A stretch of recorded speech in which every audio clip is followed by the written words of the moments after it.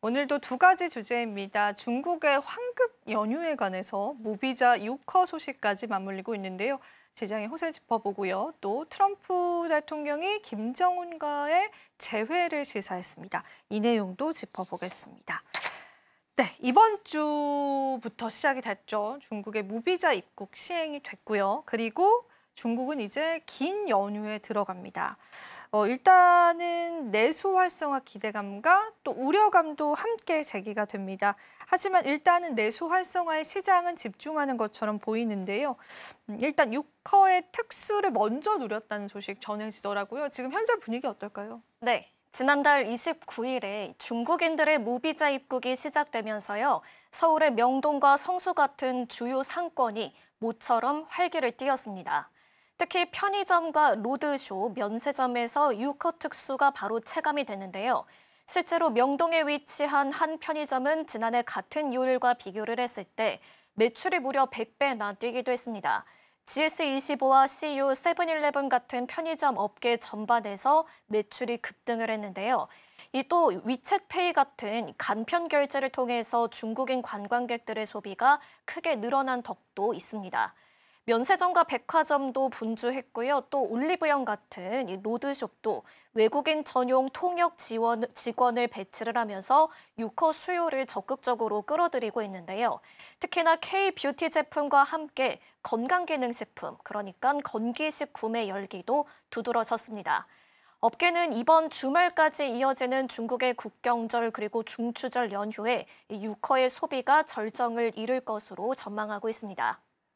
네, 6허의 기환을 가장 많이 기대한 업계는 아마도 면세점이지 않을까 싶습니다. 최근에 실적 악화 때문에 공항 면세점 사업을 철수하는 등 일부의 악재들도 시장에 작용을 받고 있는 상황인데요. 돌아온 6허를 잡기 위해서 면세점들도 단단히 채비를 했다고 하더라고요. 그리고 이제 중국인 관광객 효과의 면세점의 매출도 시장에서는 좋게 보고 있는 것 같습니다. 어떤 전망들 나오고 있을까요? 네. 이 코로나19와 사드 배치 이후에 중국의 단체 관광객의 발길이 끊기면서요. 면세업계는 오랫동안 침체를 겪어왔습니다. 하지만 최근에 일부 면세점이 또 실적 악화를 겪으면서 공항 매장을 철수하는 악재도 이어지기도 했죠. 그래서 이번 무비자 입국 허용을 그야말로 가뭄 끝의 단비처럼 받아들이고 있습니다. 면세점들은 단단히 채비를 하기도 했는데요. 롯데면세점 명동 본점은 하루에만 약 2,000명이 넘는 단체 관광객들이 왔고 신라면세점과 신세계면세점도 고객 수와 매출이 각각 30에서 50%가량 증가했습니다. 화장품, 패션, 담배, 식품 같은 중국인 관광객들이 선호하는 품목을 중심으로요. 최대 60% 정도의 할인, 그리고 결제 캐시백 같은 맞춤형 이벤트를 진행하기도 합니다. 단기적으로 봤을 때 특히 식품과 K-뷰티, 건강기능식품 매출이 집중이 되면서요. 면세점의 매출이 즉각적으로 반등할 조짐을 보이고 있습니다. 전문가들은 단가가 낮은 초기 관광객들이 많아서 전체 매출이 폭발을 하는 데는 다소 제한적일 수는 있지만 중추절과 마이스 관광객이 늘면 장기적으로 봤을 때는 면세점 매출 우상향 효과가 본격화될 것이라고 보고 있습니다. 네. 일단은 우리가 또 시장에서 큰 이벤트다라고 한다면 연휴를 좀 앞두고 있는데요. 긴 연휴에 해외로 빠져나가는 여행객들 때문에 외식업계에서는 그렇게 달가워하지는 않는다고 하더라고요.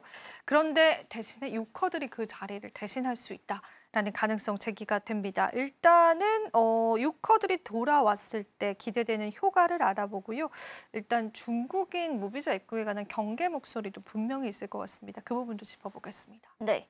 이번 황금 연휴 해외여행 수요가 작년과 비교를 했을 때 80% 이상이 늘었고요. 항공 예약이 60%가 단거리의 해외 노선으로 몰린 상황입니다.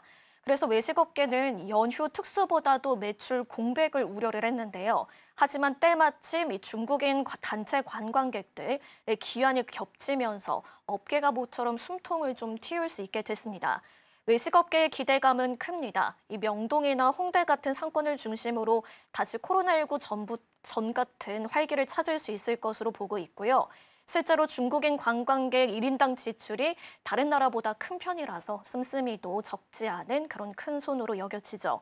여기에 배달의 민족, 스타벅스, 더본코리아 같은 기업들이 알리페이 같은 간편 결제를 도입을 하면서 소비 편의를 높이고 있습니다. 다만 경계의 목소리도 나옵니다.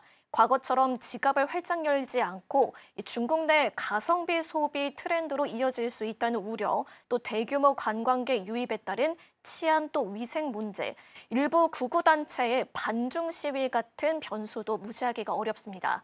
전문가들은 유커의 기화는 분명히 기회지만 반짝 효과에 그치지 않으려면 서비스 품질과 환대 분위기를 끌어올려야 한다고 조언하고 있습니다.